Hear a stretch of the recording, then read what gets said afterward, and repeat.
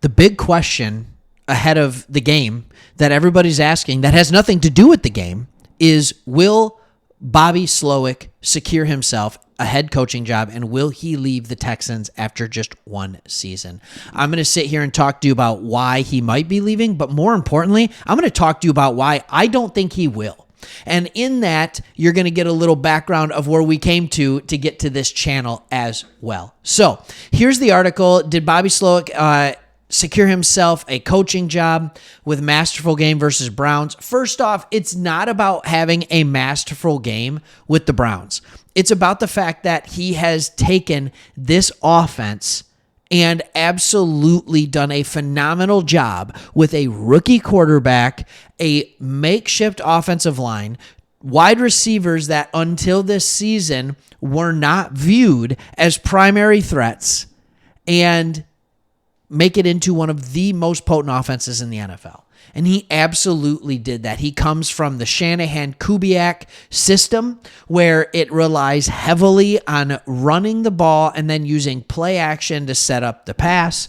It's a very similar system to the one Brock Purdy's in. I mean, look, it's a really good system. So as you can see in this article, it's no surprise that the Atlanta Falcons, the Tennessee Titans, the Washington Commanders, Seattle Seahawks, Carolina Panthers have all requested to interview the young, offensive-minded Bobby Slowik. Now, in telling you why, we know why he could go, and we know why maybe he should go, because these opportunities don't always come around. I'm going to point you to a very similar in age and offensive-minded person named Ben Johnson. Now, as a Houston Texans fan, you may not know who that is. That is the offensive coordinator for the Detroit Lions. Now, in this channel, we have another channel. It's called Sports Talk Detroit. We started Sports Talk Extra, where we were originally covering 8 or 9 teams and then narrowed it down to the Browns and the Texans.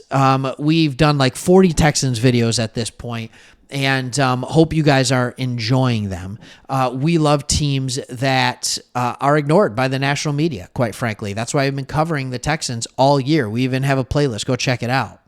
But Ben Johnson had a phenomenal year last year. Not even this year, but last year with the Detroit Lions. He resurrected Jared Goff's career. The Lions were top 5 in almost every metric in offensive efficiency, and he was supposed to be the next head coach for the Carolina Panthers. But do you know what he did? He backed out. You have the Carolina Panthers getting the number 1 overall pick, and who knows why he backed out. Maybe he backed out because he heard rumors that they were about Bryce Young. Maybe he backed out because he didn't like the ownership there. Maybe he backed out because of what he said. And what he said was that he backed out because he felt they were accomplishing something special at Detroit, and he wanted to finish the job. And now you have the Lions that are in the divisional playoff round, the most winning team in Detroit Lions history, with 12 wins in the regular season, and they just won their first home game in 32 years. He finished business, all right? Would Bobby Slowik do the same? All right? The head coach, DeMeco Ryans, has already told him you need to be selective in where you go to be a head coach. So let's look at the jobs. All right? Atlanta Falcons. That's not a bad selection. Good owner, good young GM, no quarterback as of now, but who knows what he thinks he could do with that, or who knows how they're going to use what I believe is the 8th pick, maybe the 10th pick, somewhere in there. All right, Tennessee Titans, avoid it. Avoid it at all costs. They just fired Vrabel. I don't think that their quarterback is anything special in Will Levis. I would avoid it. Washington Commanders have been a dumpster fire for 25, 30 years. They're all over the place. It's newer ownership. I'm not sure what you're going to do there. The only exciting thing is that they have a really high pick.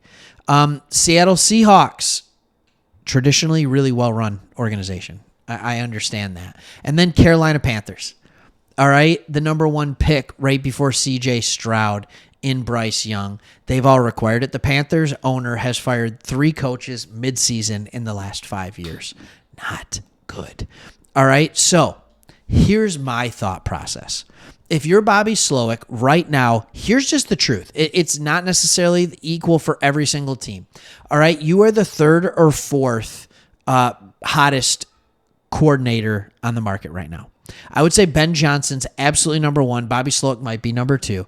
Okay, but there's a couple of hot names that are kind of around there as from the coordinator path. You also have the old heads that are coming in, the Bill Belichick's of the world, possibly a Jim Harbaugh, right? So Belichick is rumored for that Atlanta job, which I think would be the best one. I'd probably go take that one. All right, but I don't know if he's going to be there. So these other ones, you're not positive on like what they're going to do. You just don't know. And so why not stay another year?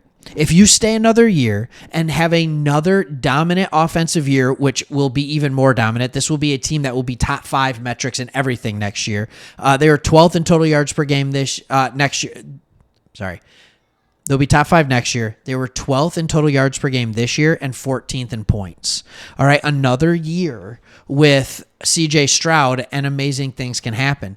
You also saw with backups that this offense wasn't anything great. Like he has something really, really good with C.J. Stroud. So I would be very careful and I would be very selective. I'd be like, yep, I will go to certain jobs that have certain quarterbacks. For example, in this cycle, all right, I would absolutely entertain, if I was Bobby Slowik, going to the LA Chargers because they have Herbert. I absolutely would entertain that. All right, if the Philadelphia Eagles job opens up, I would absolutely entertain that with Jalen Hurts. I would. If the Cowboys job had opened up, I would entertain that with Dak Prescott. These are all good jobs. All right. Couple of them might not open up. But if you hang around here another year or another 2 years and commit to what's going on in Texas, all right, with the Texans in Houston, he's going to have, again, the run of the offense. He gets to run it how he wants to, and he'll get even more ability to do that. Bobby Slowik was still learning. He was even admitting in week 9, 10, 11, I need to get out of my way. I need to get out of CJ Stroud's way and let him throw the football. Like, he's like, I need to trust him with those things. And CJ Stroud's like, yes, you do. Right? And that's when Stroud absolutely took off. All right. He's still learning. I think you could see him back out just as Ben Johnson did for the Lions, realizing like, I've been a coordinator for 1 year. All right. Learn some more under the great head coach and leader of men that is DeMeco Ryans before you jump ship. Just keep learning. Just keep learning. I understand he's not an offensive guy, Ryans, but you can absolutely learn from him on team building and things like that, just like Ben Johnson did from Dan Campbell. Very similar situation. Very similar story. Very similar. So I would like to look for that, and we'll see what happens depending on what happens with the game against the Ravens and things like that. We'll know sooner rather than later. All right, hope you enjoy it. If you're a Texans fan, like this video, subscribe, and leave a comment. Like, do you think Slowik's staying? Do you think he's going? What's your thought? All right, thanks for watching. See you on the next one.